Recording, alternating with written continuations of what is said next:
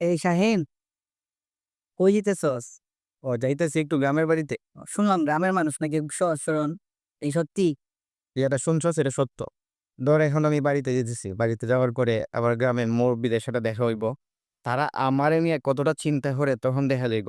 মানে রাস্তাতে পাওয়ার পরেই বলবে, "কি করতেছো এখন? মানে তোমার কি চাকরি-বাকরি কিছু হইছে?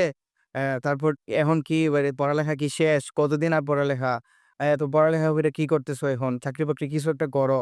মানে আমারে নিয়ে তাদের এত টেনশন, অবাক হয়ে যাবি। তুই একদম অবাক হয়ে যাবি। এটাতে প্রশংসা করলে না বাস দিলে? আমি রাস্তাঘাটে বের হইলে পরে আমারে জিগাইবো যে, "তুমি এখন কি করতেছো? চাকরি-বাকরি কিছু হইছে? তারপরে অমুকের ছেলে তো এই চাকরি পাইছে, অমুকের ছেলে তো এই চাকরি পাইছে। তো তোমার কবে হবে?" আমারে নিয়ে এত টেনশন তাদের, মানে বলার বাহিরে। এতটাই সহজ সরল তারা, নিজের ছেলে-মেয়ের খবর বাদ দিয়া তারা অন্যেরটা নিয়ে মানে টেনশন করে। মানে অনেক ভালো মানুষ তারা, অনেক ভালো মানুষ। একদিন গ্রামে আয় দেখিস। শহরে আছি, ভালোই আছে। ঠিক আছে, যা ভালো থাক। ঠিক আছে যাই, হ্যাঁ? ভালো থাকিস।